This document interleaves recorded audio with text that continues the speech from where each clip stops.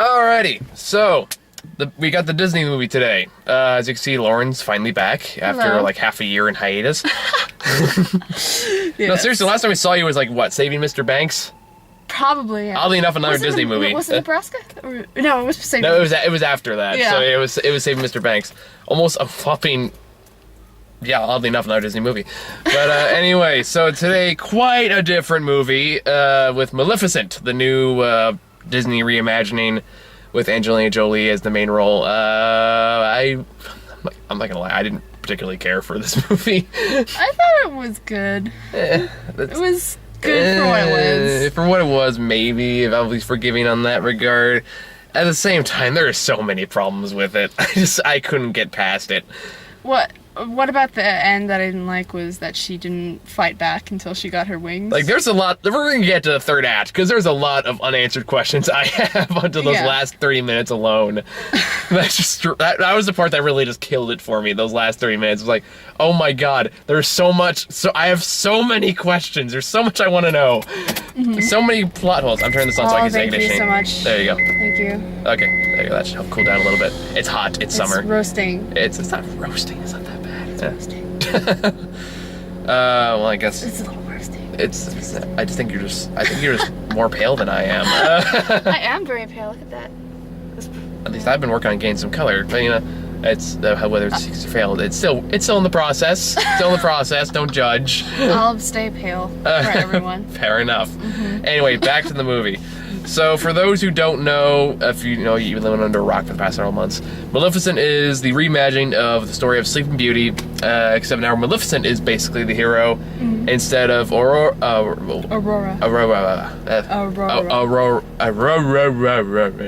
I can't say it. That princess. At least I can say one name, you can say the other. Aurora. There you go. Oh yes, Maleficent, I think was what you were calling him. We gotta think, hi, I want one ticket for Maleficent with a straight face. That's... yeah. Which is now the name... I wasn't even... I should have, like... So Maleficent is played by Angelina Jolie. Thanks for reminding me that. I should have Googled it. That was hilarious. Maleficent. I know, I like that one better. I think that's So anyway, it starts off in this long, incredibly cheesy intro. This is the first problem I had with the movie. And it's not just with this movie. I have a problem with any movie does this, because it's one of those cliches that really, really bugs me. Is the fact that there's two realms. There's the evil realm where all the humans dwell, because God forbid we ever have a nice kingdom for once. No, seriously. It's always because the evils of man. That's always the cause of all the world's problems. But here we have the perfect little world where there are no kings and queens. Everyone's so happy-go-lucky and everyone's so sparkly and free. And one of the fairies is Maleficent, and she's a little kid, and she's really kind of annoying little kid. Sorry, I clearly had some issues with this going into it. You do. I don't know what's the problem with me. I'm just too cynical. He's a bit cynical. Just a tidbit. I'm more optimistic than people give me credit for. I will say that. But when I have a problem with something, I do not hold back. I think it's been made clear very well up to this point. Yes. But I can't say you even see me in my worst, because we saw Grown Ups 2 together. I remember. Yeah, I saw him at his worst. He was pissed off. He's slightly I'm more annoyed. I'm more annoyed He's at this. annoyed. I was pissed off at Grown Ups 2. He's like, it's a Disney movie, but like, here's plot issues. Like, okay, I have a problem with anything it's pure storytelling manipulation. Where you present one side as the darker, more cynical side, you present the perfect happy-go-lucky side, so that way it has more of an impact when that inevitably goes sour, which it does. But even then, it doesn't go sour by that much. So I couldn't really figure out what the problem was. It was just analyzing a Maleficent, kind of. But she also had like a strength against every at the same time, it explores Maleficent through using so many cliches. It's a Disney movie. Oh, that doesn't excuse it. When we just had a movie last year with Frozen that actually mocked many of the Disney cliches. Yeah. Like, at least that one actually addressed them. This one doesn't even do that. It blindly goes into it, and we're expected to take it seriously. Like, you're not even disagreeing with me. It's like, yeah, so? I think... they make movies for kids, usually. No, don't give me that, because we have movies. I know. Like, no, we have movies like Frozen that can treat both kids and children, adults and children with respect. Probably more so with the adults. Yeah. We have shows like Adventure Time on TV, which is stupid enough for kids, but there's a surprisingly dark undertone.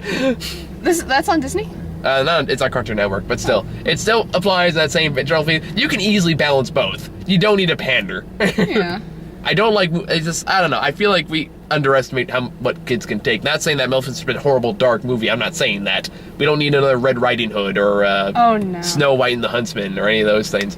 Well, yeah, those are for adults that really like those. But it's that still idea of we need to reboot all the fairy tales. And granted, at least it doesn't go like jumping the shark like Hansel and Gretel Witch Hunters.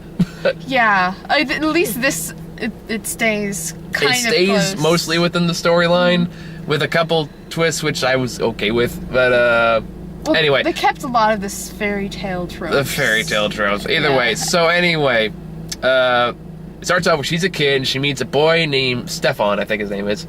Yes. As a kid, and of course they have friendship, and then it turned to beautiful love, and then eventually the evil king decides, I want to take the marshland. So he fights this big climactic fight scene where all the fairy people go against the army people, and they kick ass, and they all fight and they kick ass, yada yada yada. And of course, inevitably the king loses, and the king's like, sir, I was gonna take the marsh, and now I can't take the marsh because I'm dying. Blah. It's like first person to kill Maleficent gets the crown, basically. So Stephen decides to use his most fluent seduction technique, which was really creepy. It was like date rapey. A little bit, yeah. That was really creepy. The story of Sleeping Beauty is a bit date rapey. Yeah, I mean, I find so many things wrong about that. It's just creepy. I mean, it's not even worse than the original German folklore. It's much darker. I don't know if you know what happens. I read that. Yeah, so it could be a lot worse. It's really creepy. But anyway, we're not gonna go that dark today. Let's talk about the rapistry again. Oh gosh. People are demented. Anyway, let's go on. There you go. That would have really made Maleficent history, wouldn't it? But Evil Dead crossover. I think it's all creepy. He defiled her in the way that he could, which is take her wings. Take her wings, because he couldn't get herself to kill her. But apparently in this world, iron harms fairies because it's like reasons. Vampires. It's her kryptonite, basically. Yeah. But they never say she can't affect iron or magic is somehow immune to it. I mention that now because I'm gonna bring it up again later. That is the point. Maybe that. And that is one of the big things that bothered me towards the end of the movie. They should have established that. Then that makes sense. But they never did. They only said it burns fairies. That's it. It doesn't mute her powers. It doesn't immune your powers. Now you can see where my problems were starting to rise in the third act of the movie. Well, it kind of makes sense now once you make that point. But still, I wanted her to battle him, but at least he killed him. Well, anyway, we'll get to that. Spoilers, obviously. Yes. But meanwhile, Stefan becomes the new king, and he has a daughter, and Maleficent is obviously pretty pissed off. My main problem with this whole love story is it is very cliche. We've seen it done before. Problem is, it wasn't nearly explored enough to really matter. That's kind of what the problem is. That's where a lot of the problems matter occur, is because not enough of the characters are explored, enough of the storylines are explored, that any of them really matter when they come to their inevitable conclusion. It's too on the surface. It's too like usual. Yeah, but I'll once we got talking more about Aurora. Aurora. There we go. Vowels and R's. Not I kind of like Aurora better. Sounds like South Park. Anyway, rabble. South Park. Yeah. Anyway, so you guys be surprised and ramble on with these videos, but so Maleficent comes in to join the party after. Oh yeah, and here's another thing that both you and I kind of found a little bit annoying. Which was, there's a part where Maleficent sees a crow being captured by people because they want a crow for some reason. And she turns the crow into a man. Which is kind of cool, and then he immediately goes, "You saved me. I am your servant now." It's like, okay. I didn't realize it was that easy.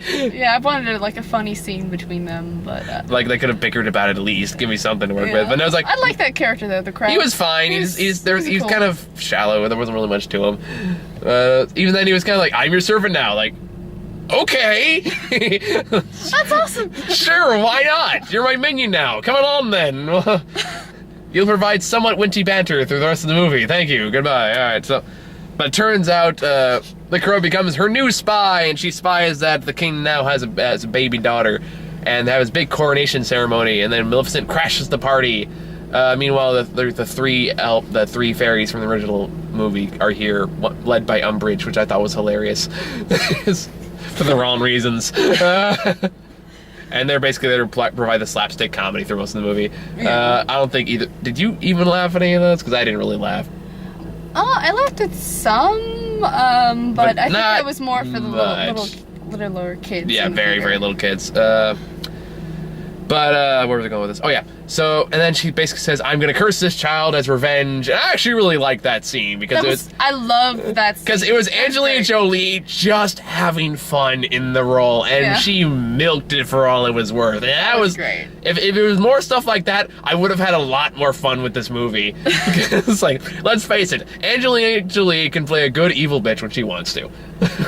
But then, of course, we can't have that because she has to be more sympathetic. So we have the more sympathetic. I thought she was kicking ass. I know she was about easily. I don't think she was. She was easily the best part of the movie, but she was the most fun when she was just being pure evil. Yeah. And that was like, ooh, can we have more of this, please? I like this. This is fun. No, unfortunately not. But of course, as I cursed the child on the 16th. And by the way, I know it's how it was in the original story, but why is it always 16? It's European. It's not American. It's legal age lower in European European culture, or yeah, I think usually it is. Okay, that would at least in Britain. That would make more sense if that was the case. I was like, we're in America, guys. And by the way, what country are we in? Because there's like 500 different dialects here. I'm trying to figure. Disneyland. They're in Disneyland. There you go. That actually would make a fair amount of sense. Disney World. But it was like I said, they had like Scottish and British and American and all kinds of different dialects. Well, the guy that played the antagonist was South African. Was it South African? Yeah. Sholto Copley, I believe. Are we talking about the main villain, the king? Yeah, her former love and. Oh, really? Is he African? He's South African, yeah. Oh, okay. It's not like he was going for like a Scottish thing. I think that's how he sounds normally. I'm not quite sure. No, I've seen him across in District 9 and the A-Team, and I know enough to know what his dialect sounds like. Oh yeah, and Elysium. I forgot he was in that. Yeah, he was. No, I actually really like him as an actor. I think he's pretty good. So I liked his part as the villain, but it sounded like he was trying to go somewhat Scottish with this. Somewhat. I mean, there's only so much you can hide that dialect, but it sounded like he was going for more something in the South African department. There's something that's not South African, but yeah. But anyway, so Kirsten, basically the same thing we see in the original movie, which is like she's gonna stab her finger on a spinning wheel? Yeah, wheel. Some kind of something that makes carpets, I think. I believe. Rugs or something like that. And she'll be fallen to eternal slumber unless true love's kiss, blah, blah, blah. You know the story. But then she takes off, and then the king goes mad, and he sends off his daughter to live with the three fairies, who are terrible parents. Yes. But terrible parents. Meanwhile, the king is slowly losing his mind because of paranoia and revenge and all that stuff. Yada, yada, yada. Just being egotistical. Just being, I'm the evil bad guy. And then, of course, Maleficent looks after Aurora because she feels all bad now. And basically starts raising her as like her fairy godmother, which I can't tell if it's a clever twist or kind of an annoying one. The classic story, but I don't know, I guess it didn't really matter all that much to me. It was a plot device. It was. It worked fine as a plot device. It worked, and I thought it really showed her emotional change throughout the movie. And that leads me to another big problem I have with the movie is Aurora, back when this movie was made, was not in an age where character development was higher on their priority list. So, Aurora in the original story, I haven't seen in years, keep in mind, but I know that she wasn't very interesting. She was a pretty boring princess back in the old Disney days, and she's pretty boring now. I'm sorry. She has It's the plucky, oh, everything's so wonderful, look at me, in touch with nature, and blah, blah, blah, blah, blah. There's really nothing here to make her even remotely interesting. I wanted more of her diplomatic possibility to... that would have been fine. Just something to give her more depth. Because that's what a lot of the synopses of the movie say, that she can bridge the two kingdoms. And her positivity is actually fresh within... both, because no one is freaking positive. True, but at the same time, it's also so gaggingly positive. It's like, oh, shut up. Oh, everything okay? But yeah. Everything good there? Yeah, well, let me just, We'll be right back. We'll be right back. And we're back. He said commercial break, that was funny. Well, literally, I can actually literally just put a commercial break right at that spot. So, it works. Like an advertisement or just Yeah, like... I can totally do that. That's cool. I have the power! I'll have the power! The YouTube power modernization. Yes. Which will hopefully one day actually yield a profit. We all hope that one day will happen. I'm sorry, turn to Batman now. I'm starting to do the Batman because I have absolutely no idea what voice I'm trying to do. Okay, I'm Batman. Okay. We're going to talk about Maleficent. Yeah, let's continue. Like normal voices, because we'll just... I don't know, we're gonna like this. Anyway. Serious. Okay. Serious. You're the one that started doing the Batman voice. What are you judging me for? Alright. Serious. Okay. I can't take you seriously when you're doing that. I just can't. Alright. Okay. So, Maleficent. Here is what happens in Maleficent. We have annoying Aurora, who, hey, that's a AA. Okay, I feel like if I just add one more adjective to it, I can make it like a AAA. AAA. Obnoxiously, and no, that's a, oh. I know how to spell. I forget, I'll think about it later. Occasionally. If you think of a good one, leave it in the comments. Yeah, that'll be your challenge. There you go. Challenge. So, anyway, Aurora is just like this ultra perfect little girl who's just so happy and plucky and, oh, yippee skippy, like little orphan Annie. The most cheerful person in an orphanage ever in existence. Sorry. That's being rebooted too, by the way. Which I still can't believe is actually happening. But, you don't like anything that's sweet, do you? I like things that are sweet when they are well developed. I hate black and white portrayals because I'm a big fan of, like, nothing is black and white. Everything is in shades of gray. You know, if it's done, so it's like... Like 50? No, God, no. I had to make That's a whole nother thing of gray. Okay. Which can be enticing in its own way, but not appropriate for a Disney movie. It will make Maleficent in that bondage gear a lot more interesting. Oh, hey, you open the door. Don't be ashamed. Continue. Don't be surprised when I walk in. It's creepy. That's a line to remember. Okay, continue. That'll be my quotation on my grave. Yeah. You open the door, don't be surprised when I walk in. And that was his last words. It's like a comedian's last words. Copyright. Copyright. See, don't use that, it's his. I'm looking at you, Kevin Hart. I don't know. I'm not trying to like dry political. I don't care about Kevin Hart. Don't hate me. Continue on. Anyway, movie time. So yes, movie time. So eventually, Maleficent decides, oh boy, I feel really bad about everything I did now, so I gotta undo everything. She tries, fails, says, okay, now she's pretty much screwed. But thankfully, Prince Charming shows up, and he has one scene, and that's really about it. Yes. Even the movie kind of says, yeah, we really don't care about him either. Pretty much, actually. Like, really, he's only here because he's in the original story. That character I wanted developed more. Like, I don't know. I'm always bugged by Prince Charming and I kind of like kissing women when they're knocked out. Unconscious. Yeah. Yeah. I kind of like the way he was portrayed in the Fables comic book. I don't know if you've ever actually read that one, where he's basically played off as a egotistic pig, pretty much. Yeah. That seems much more fitting to the character. Didn't they do that in Shrek?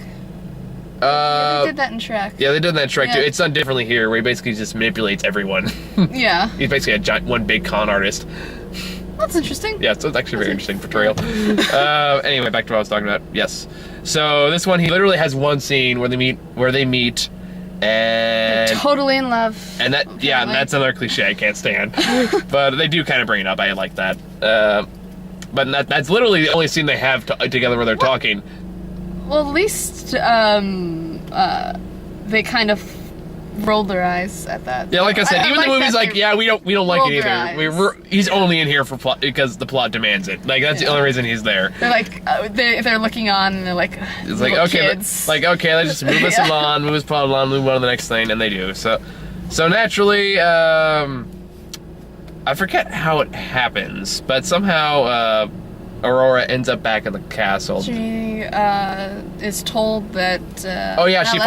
She finds out about the curse. She finds out about Maleficent. How basically Maleficent says, "Oh, and Maleficent made an oopsie, and now she's screwed." And so she goes back to the castle to go with the Cane. The Cane at this point is just beyond insane, and basically locks her in a room.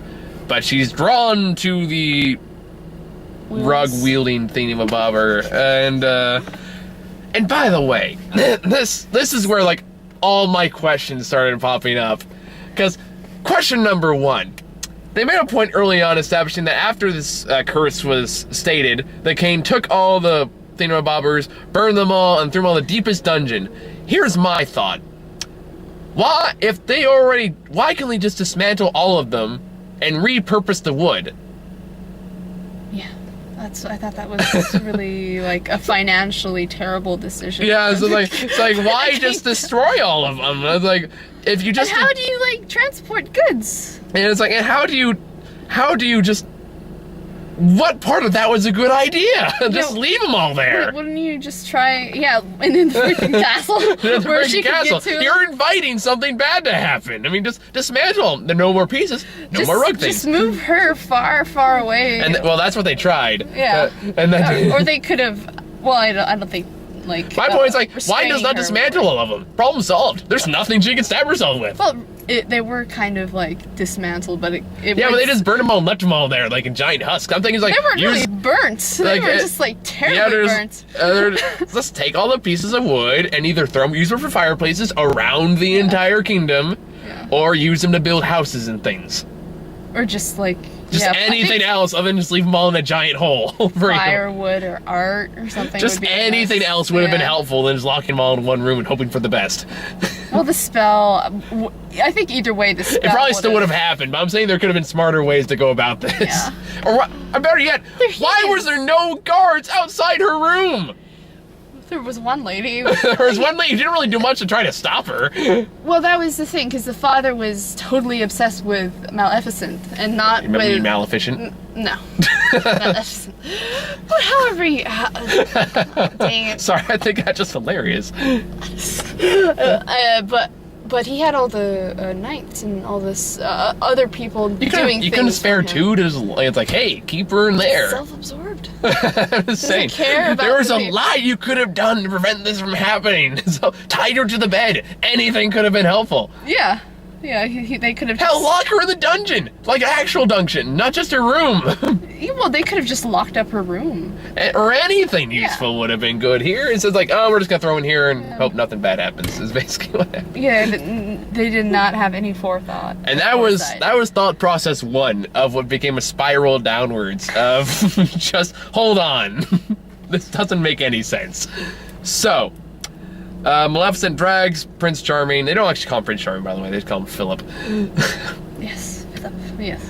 To the castle, where they basically know that the Cane's waiting for a trap, because he's been waiting for this day for 16 years.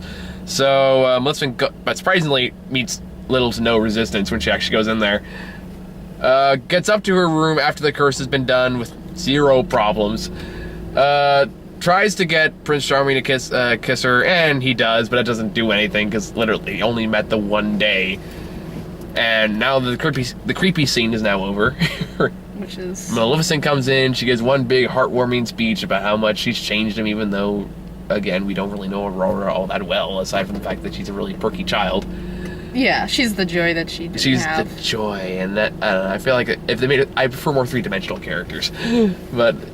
Most of these characters, aside from Maleficent, are all pretty much one-dimensional. Except the Cane. The Cane had some development, I'll give him that much. And I think the Crow somewhat, but he wavered in between. He was a plot device, that's kind of all the Crow. I mean, I liked him fine, but he wasn't all that developed either. I wanted him to be developed. Maybe that could have been more interesting. But, anyway, so she lightly pecks her on the head, and that's enough to break the curse. Everything's fine now, but the king still wants to kill her because reasons. It's like, well, I set this whole climax up, and you just mess it all up, so I'm gonna just do it anyway. You can... It's like that thing that humans are afraid of anything that's more powerful than them. I guess so. You can make that argument. Fine. I'll go along with that. That's fair. Yeah. But here's where all my problems start coming up.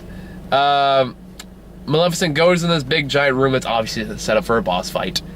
It's all empty and dark. And dark. I just like ask. That's Zelda. like Zelda or any game with like a boss battle ever. Where you walk in and he goes, something bad's gonna happen here. You just sense it. You just sense it. You know it. And of course, a giant iron chain comes down. Okay, fine.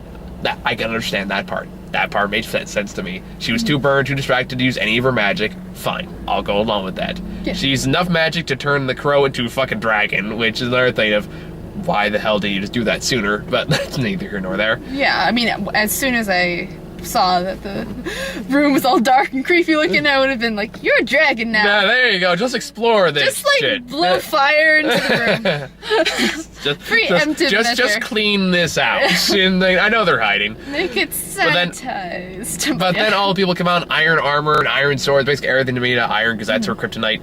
But again, they never establish that iron is like kryptonite to magic, only to fairies.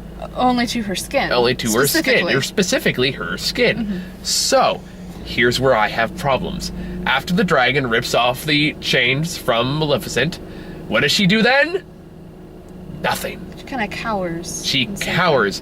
When we've established in several different shots, one of which you missed because you were in the bathroom, she literally, all you got to do is snap, and everyone just goes, whoosh, flies away. Yeah, or just, like literally anything she could have done could have easily wiped these guys on their ass, creating no problems, and she could have easily escaped. But for plot convenience, that doesn't happen. And that's what kind of really bothered me, was the fact that you could have solved this in 500 different ways, and you've chosen none of them. Hell, why not just turn them all into rats? Or turn their iron into, I don't know, meat suits or something. I don't know. Literally anything you could have done to help your situation was not done here. Yeah, until she got her wings and then she kicked ass. And then until she got her wings, and that was another problem I had, because like what happens is after Aurora wakes up, she finds her wings on display in like this dark room the king has apparently that he uses to have imaginary conversations. And he finds the winds start scuttering. They want to go back to their owner, and she knocks down the glass. The winds go free, and they go back to Maleficent. Here's my problem. If that's all it took, Maleficent had to have known that. Yeah.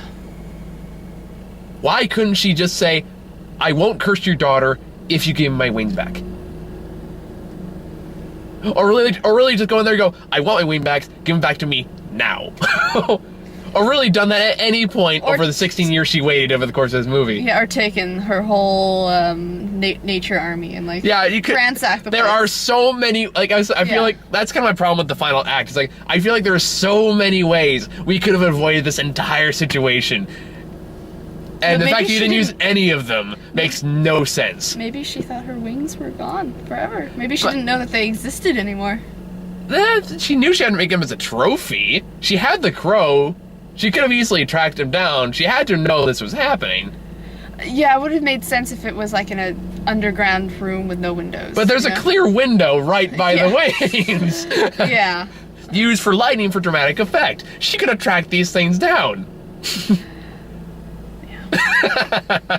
You get my point though, and you can see this is where it kind of started, like I started to lose, it lost me completely at this final, like it's like none of this makes sense. There are so many things you can do right now. But no, we need the final battle. So the king comes in, he has this big battle suit with a badass helmet which he immediately takes off. Of course. It's like Spider-Man with the mask. Yeah. Keep your mask on. No, you keep your helmet on. But of course, they have the big last scuffle, and then you have that moment, like in every Disney movie, with the villain turns into a hero, where he can kill the bad guy right there. He says, "No, I'm too good for that," and then the bad guy does something else, and he dies anyway. So it's like, well, that was kind of pointless. So Now I've nitpicked that to death. He hasn't picked it to death. I'm sorry. Valid points. Here's my argument here. It's like, a movie should be either so dumb that I don't care, or so entertaining that I don't care. Like, basically some way that I'm entertained enough that I don't see these things, or I don't want to see them. But if I'm, like, so uninterested in what's going on, then I'm thinking about these things in an intricate manner, there is a problem with your movie. That's my theory. You're the plot hole finder. Plot hole finder. Yeah, No, like, there's... plot holes aside, I think there are many positives to this movie. There is positives. I'm sorry, I was destroying this thing. Alright. Let's list some positives. Okay, I'll let you go ahead on that. I love the makeup. Alright. I think they kicked ass on the makeup. The costume design was good. I'll say that. Costume design was beautiful. It was actually, I think it was directed by a production designer. This is a first-time movie by well, that explains the director. And it was like the first-time movie with like the biggest budget. I think he had like 200 million. Maybe that explains all the CGI. Yeah, which I thought they did a great job. There's some parts where you can't tell it's cartoon, but it really made me want wings. The three fairies in particular, the wings were well designed. I'll give that. The three fairies in particular, though, kind of looked like they came right out of a cartoon. Yeah, I'm really want to know how they did that. Whether they were animated. It's mostly they probably just use face motion capture with the face and just animate that on there. It's not unheard of nowadays. I mean, Captain America did a much better job of it, in my opinion. But don't think about it. I mean, look at Chris Evans in the beginning of that movie. Yeah. And that was all CGI. That looked great. I think they did a good job with what they... It was decent enough. I'll give it that. But it's not a terrible movie. I should point that out. I know I've been spending the last 20, 30 minutes just bashing the ever-living hell out of this thing. But I actually enjoyed it. Yeah, I know. Though I do see your point about the plot stuff. Because that stuff bothers me when it gathers up like that. Like, if one or two are like, okay, I can get past that. But they all start piling up with like that so quickly. It's like, hold on, let's backtrack here. And at least when the Ghost Rider movies are so over the top and so stupid that I can get past it because I'm laughing so much. Yeah, I mean, I don't know. Even that's not really. No, they're terrible movies. Don't get me wrong. They're horrible movies. But I laugh my ass off every time I watch them, so I'm okay with it. At least this was to the point where I didn't laugh. I kind of cringed at the Prince Charming and the kissing. That's kind of like that's something like and her not fighting back and like all if that. you want to go for a darker route, then go kind of all the way. This one kind of wants to have its cake and eat it too, with the more fanciful fairy tale elements and like the darker, gritty reboot that everyone's doing nowadays. And I felt like that didn't quite mesh up as well as they wanted it to. I think that it was good in that sense because the kids could watch it.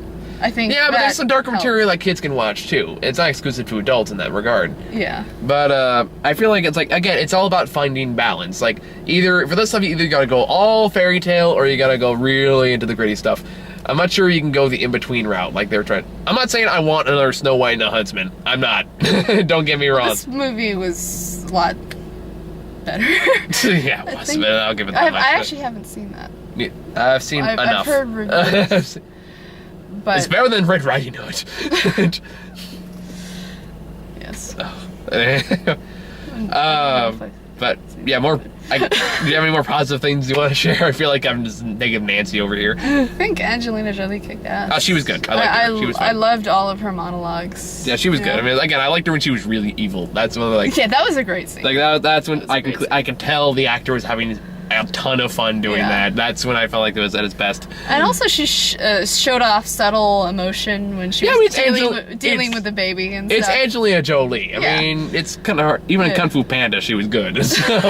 Yeah, you're gonna get good acting from her. Yeah, so it's like anything Angelina Jolie's in, I'm fine with it. That's cool. And she employed her, I think her kid. Did she? Her kid played one of the characters, which I thought was cool. Really? Which one? I don't know.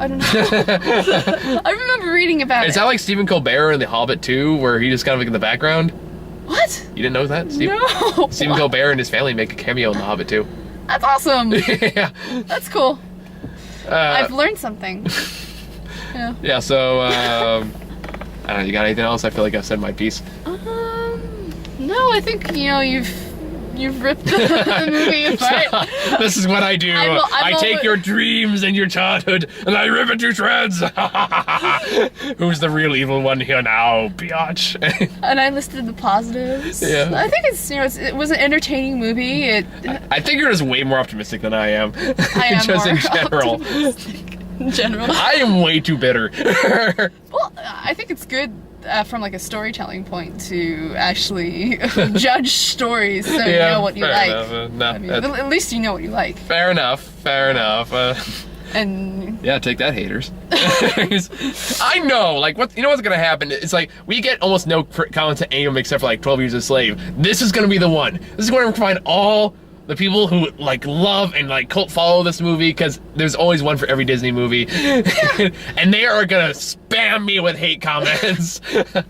It's gonna be Anchorman all over again. Everyone's like, how dare you don't like Maleficent, that's the best thing ever. And you're like, I thought it was a good movie. I mean, you even set aside the the glaring plot holes. I find that in fairy tales for little kids all the time. And it was supposed to be a fairy tale. Yeah, again, but it's like if it was all fairy tale, I'd be more forgiving, because clearly that's not what it's going for. But it's obviously still trying to be taken seriously on a more of an adult level. And it's like between little kids and adults. It's like if you're trying to balance that, you have to have your story straight. In order for it to really kind of grasp me. It's like, if it's all just sunshine and fairy tales, okay, fine, I'll get in that mindset. It's like the Muppets. It's like, I'll get in my mindset, I'll have a good time. But if you want me to take it seriously at all as an adult, you gotta take me seriously as an adult and think I won't find this. Don't think I won't find this shit, because I will. That's what Frozen's for. Yeah, exactly. I mean, like, that's what's Frozen found a good balance. I mean, even Disney admits that it has tropes. Yeah. I mean, when a company admits that it has tropes, But I mean, granted, at the same time, I still like Frozen, even though the hype's pretty much killed it for me. But at least it's covered. Let it go! Oh, no! People, that song is almost a year old. Why can't we let go of Let It Go? It's still being played on the radio. It's still played everywhere. There's still thousands of covers. I'm gonna have to do one eventually. I'm just gonna call Selling Out. That's actually not a half bad idea. You should do it. You should do karaoke. Actually, I'll use it as a green screen test. You need to be in that Spidey suit again. Oh, God. 9 more subscribers, people. That's all it's going to take. 9 more subscribers. Right. And I have to do another ridiculous dance of some kind. Who's up? Ashley Gomez has the next choice of what. Awesome. I know she has something planned. It scares me. What number did I pick? You got 200. Oh, 200. Okay. At least I think so. That's what I remember.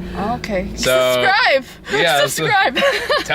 Just promote the channel. Tell people to subscribe, and you have to see me do something incredibly embarrassing. I have no choice over what it's going to be. So, should be fun.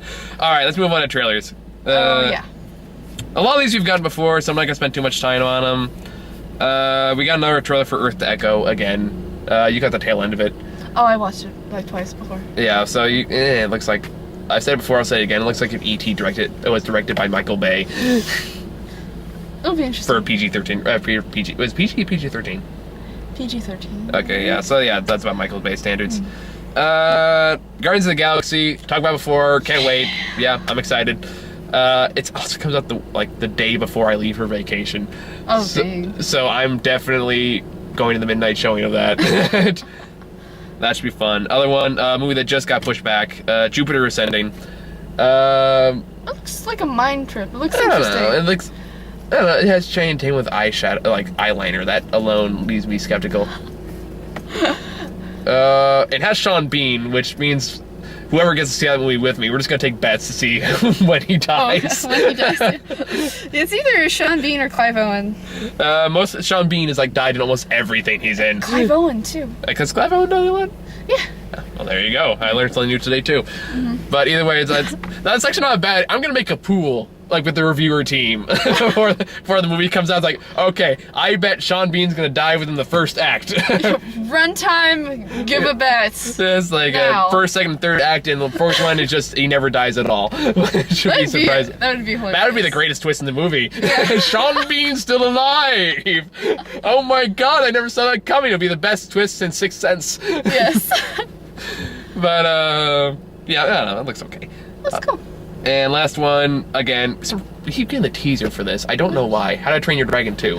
Oh, yeah. That looked like fun, he did. Like I said, I can't wait to see this movie. I haven't seen the first. Go see the first one. The first one is like way better than it should be. That's cool, okay. Because it has a lot of cliches, but they work. That's actually a good example of where Maleficent went wrong. Okay. Because it has a lot of cliches a million times, but they work, and I don't know how. You like accept the cliches. Well, it makes it work to its own strength. It makes it work to its own story. It's remarkably well done. Go check it out. I can't wait for the sequel. So he's excited. See, I'm not always pessimistic. I have my moments. So yeah, final thoughts. Final thoughts. I thought it was entertaining, and they did a great job on production, design, makeup, CGI. That stuff. There's some good stuff. Yeah. I don't know. I obviously wasn't crazy for it. I liked how Angelina Jolie kicked ass. Yeah, I liked Angelina Jolie. The rest of the movie was kind of just okay, and then the ending just killed it for me. that was the last logical straw for me. I know it's such a stupid thing to get all riled up about, but you know what? You've watched the show long enough. You know I've gotten riled up over worse. So. Yes. I think it's all we got for today. So we'll be back later this week with a review of Chef and A Million Ways to Die in the West. Oh, was that good? Apparently not. Okay. It's been getting pretty bad reviews, so I'm not too optimistic. So that should be fun. So see you guys then. See you.